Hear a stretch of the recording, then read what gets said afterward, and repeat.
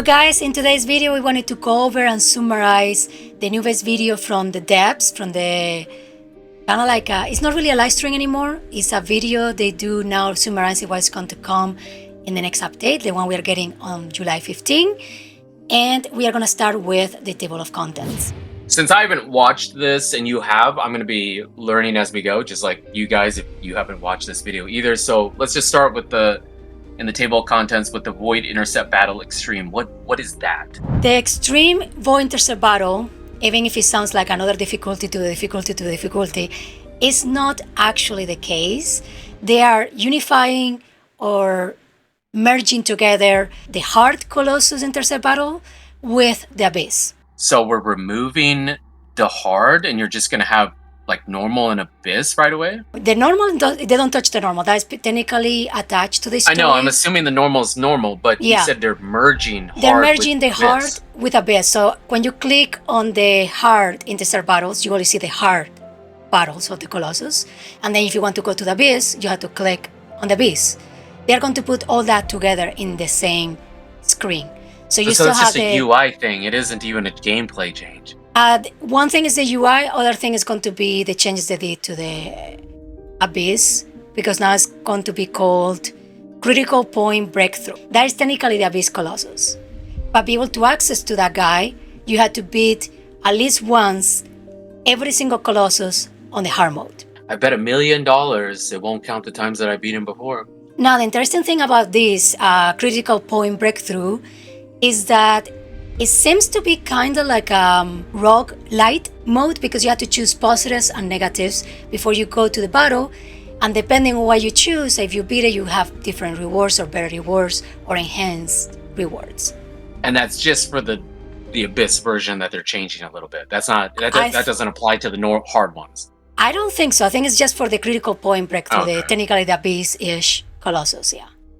Okay, let's move on. So the next spot would be Serena's skill modules, but there's more to this, and I read a little bit about it. I don't know as much as you, but I read a little bit about it, so I'm going to let you tell me, and then we can go from there. So let's just start with the modules. She's getting more? She's getting one called Battlefield None. It's supposed to be for single targets.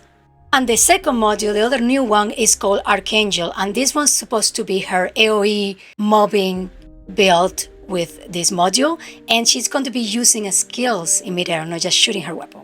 So I didn't watch this, but from what I understand, there was a pretty big segment at the beginning talking about Serena specifically and Ines a little bit, and there was some changes that Jason wanted to not be super straightforward about, I guess, but I was reading some comments. Some of this is interesting. I wouldn't say it's necessarily a straight nerf to Serena, but it sounds like kind of a nerf to Ines. Let's start with Serena. What exactly is happening with her? The first thing he said is that the dev team, have been doing some testing in one thing called the upcoming environment.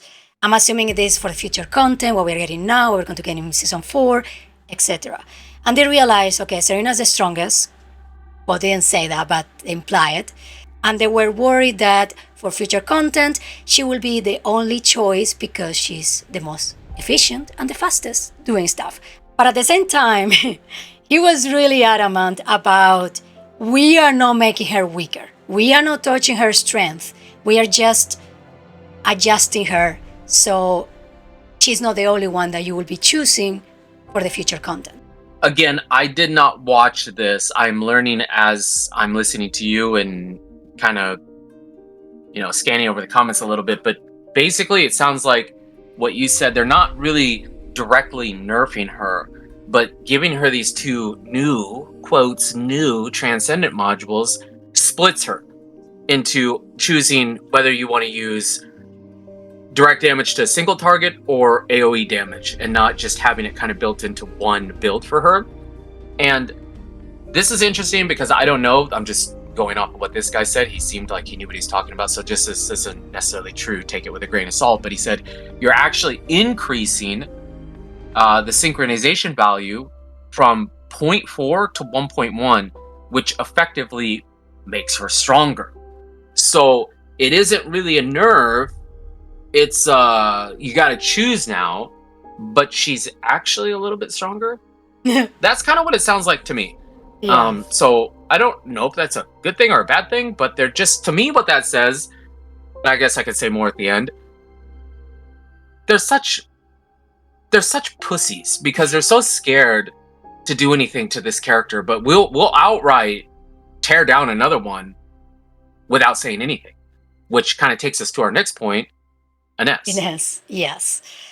For Ines, she already had in the past heavy nerfs done to her to the point that people basically stopped using her. Even with the adjustments that you could have done to, improve her cooldown after it was nerfed and everything, still she wasn't as efficient or fun as she was at the beginning.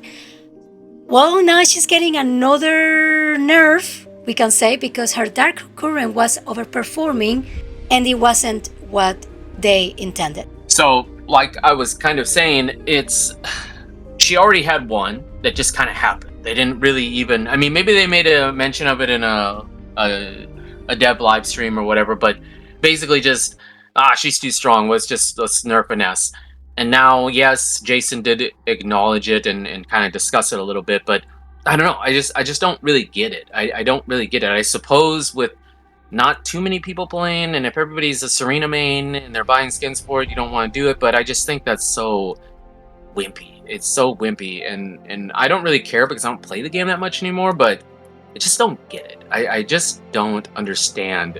Because yeah, I guess it is kind of a nerf to Serena, but I don't really think it is at the same time. I guess you just would have to choose, but you could still do basically what you're doing before. I don't know. We'll have to test it. It's like a touchy subject for a lot of people, I guess. Moving on, we have monthly balance. We get Blair. We get one of the fire guys. He's getting another buff. So he got buffed once, and it wasn't enough. That was kind of like way at the beginning before they did this step 10 million to bring everybody up closer to Serena. So now he's getting another one.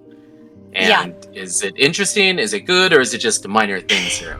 I mean, he's not like super different. Overall, I think he's better, but it's not like, whoa, my God, I need to use Blair because he's so good now. Maybe he is, maybe he's really strong, but what they show us didn't seem that big of a deal.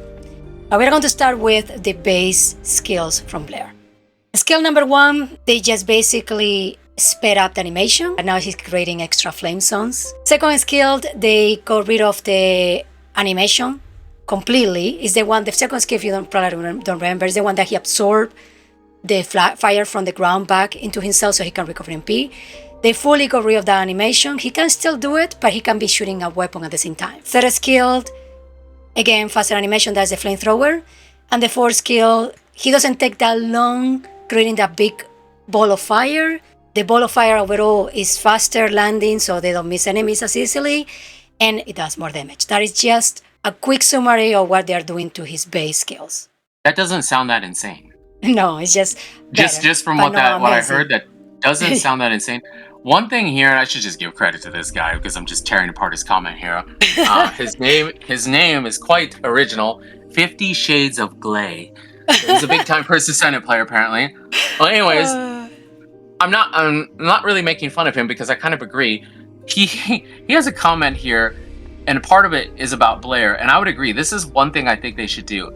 And he said, and all those cute little changes to Blair, he's still whack. You know why? Because fire is supposed to spread. If you light something on fire next to some flammable stuff, like, oh, I don't know, other enemies, the fire will spread to them. You know, like Freyna's poison, or electricity is conducted through multiple targets. But no, Blair has static fire. Ridiculous. And also, why on earth doesn't he have a flame aura that damages enemies that come into melee range? I agree. I agree with that. I actually would like to see his fire spread. I think if they had done something like that, it would have made him so strong. It would have made him really strong. Just like, I mean, you can scale back the values maybe of how much it's going to create burn or whatever, but that would have been really cool if his fire would spread.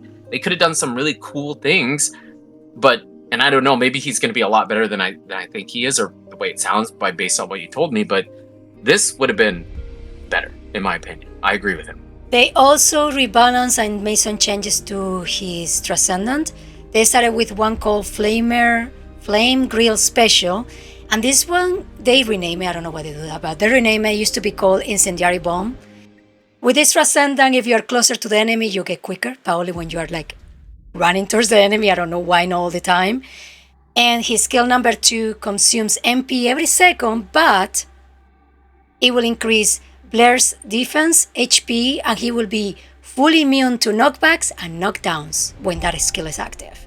So that's the most interesting thing about the Transcendent. That one sounds a little bit better. Yeah, and they also, her third skill while using the Transcendent, they change it. He kind of have like a dash, jump, and hit enemies with fire. Look cool. I don't know if it's strong, but it looks cool.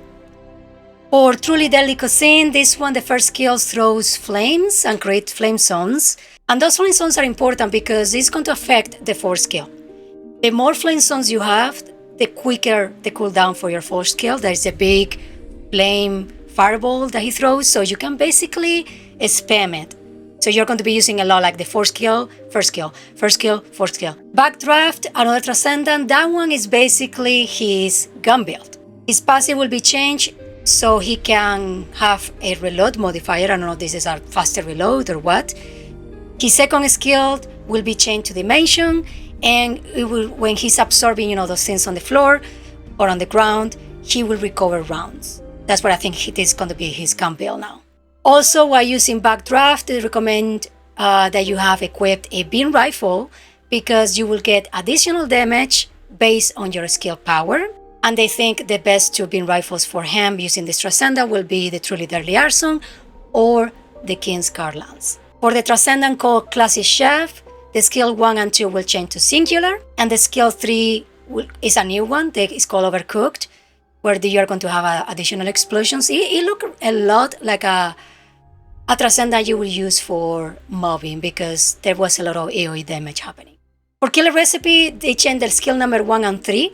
If you use a skill number 1 when you're in midair, so jumping, basically, your skill power increases, but skill number 3 will help you float. So they want you to use a skill 3 and then use a skill 1 to shoot the enemy. You're basically floating like Serena, not as good of course, while you're using your skills. And lastly, next level recipe, the only thing they did to that one is they added more damage for skill 1 and 3.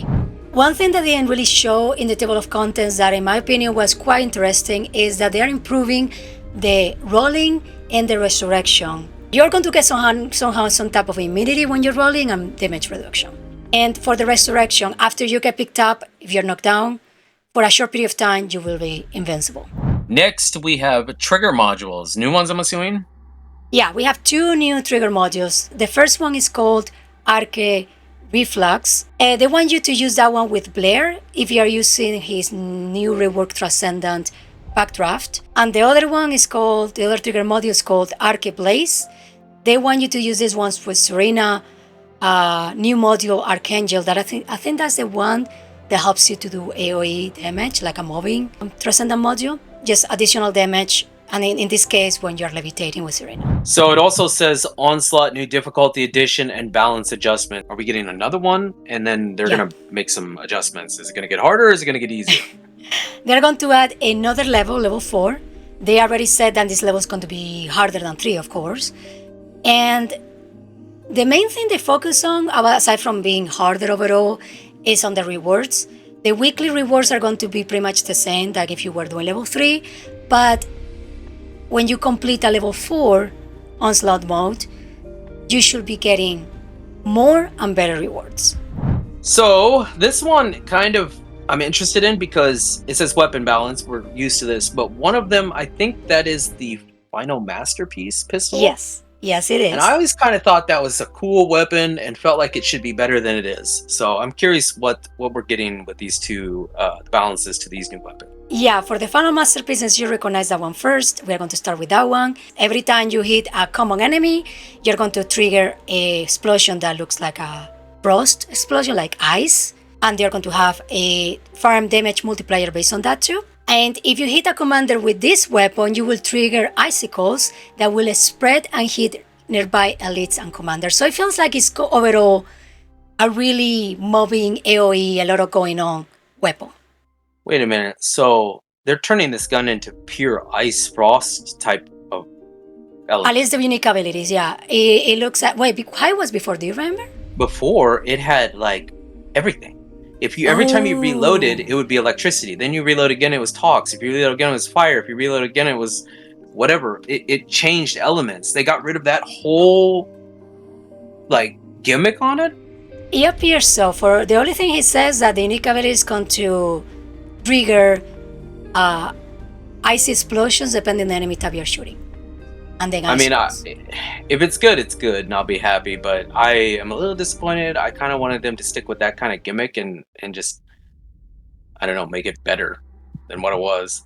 And for the device punishment, they fully kind of changed the unique ability. When you use a healing or charging type skill, it will grant an effect called praise. And when praise is active, if you land a multi-hit, will trigger a thing called purifying blaze.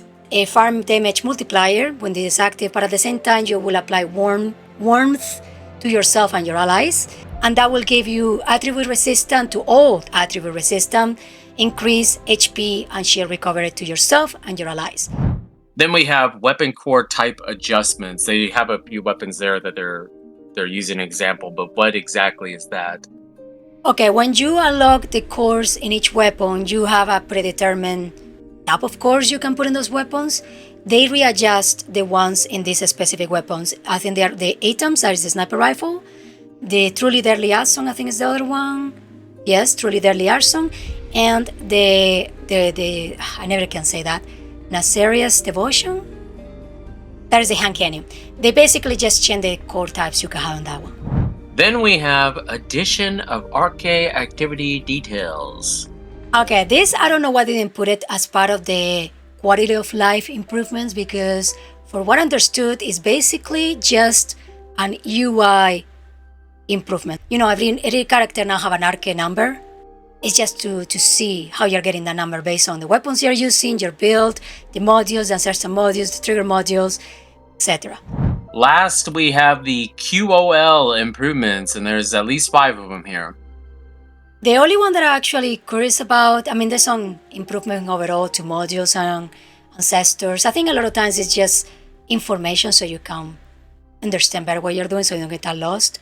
But the most interesting one that I don't know how good it's going to be is that they lower the trigger module unlock requirements. Before, you know, you had to have 10 catalysts, and I think that's 10 catalysts. I don't know. You had to max an entire character out at least one time to be able to do it. Almost. Yeah. I don't know if they specify how much lower that is now, but I don't know if you have to have those 10 catalysts anymore. And that's it. And they also did something that I don't know why they didn't put it here, because for me it's a big one. They talk about cooldown reduction in general for all the characters. Before, the maximum you could go up in your stats, it was 90%. That will be max out cooldown reduction you can have in a character. They lowered it to 75. But at the same time, they say that if your cooldown, the lower you can go is 5 seconds, you still can go 5 seconds. But the higher maximum is only 75%. So I don't know why they did that. They talk about how people had to depend on nimble fingers and MP conversion. I don't know if that's a requirement anymore. I don't know. He didn't really fully explain it. So basically, they think if you were getting the maximum cooldown on characters, you probably can still get it. But if you couldn't before, it's actually going to hurt those characters more. I'm assuming, I don't know, it made it sound like it was something good overall, but at the same time feel like a nerf. I don't know. We have to see when we get the update on the 15th to see what was going on, because I'm pretty sure I don't know if it's Reina. I'm pretty sure I have max cooldown with her. That's it? And that was pretty much it. The rest of the video is just skins like the ones you see on the table of contents. The ones we're getting on 15, that is the girl that looked like a waitress, and the guy that is like a cheeseburger. A cheeseburger. Yeah, those we are getting on the 15th. And then on the 30th, so at the end of the month, we are going to get the ones on the right side that look like pirates, sexy pirates, I guess. And a bunch of events, like 5 to 10 new events, like acceleration events, website events, dice rolling events, logging events, all that. But basically, that's what we're getting this coming Wednesday. So how do we feel about this update? I'm a tiny bit disappointed because I like using Inez. I feel like she's going to get another nerf. I don't like that. I was basically not using her anymore, so it's not like I was only using Inez. We don't use Serene a lot. so we don't really care that much. I think it's good for the health of the game that they readjust her, but at the same time, it feels like they're too scared to nerf her, like you said. The two new modules sound interesting. Blair was The Void Intercept, I don't care. Nerfing an S, I don't care. But if they want to do that, I just think it's annoying how they go about it. The Serena didn't really feel like a nerf. It just felt like changing her a little bit. The Blair thing, I think they're actually changing him a lot, especially like his Transcendent modules. But I agree with that guy's comment. If they would add the fire to like spread to enemies, it would just be so much better. So we'll see about him.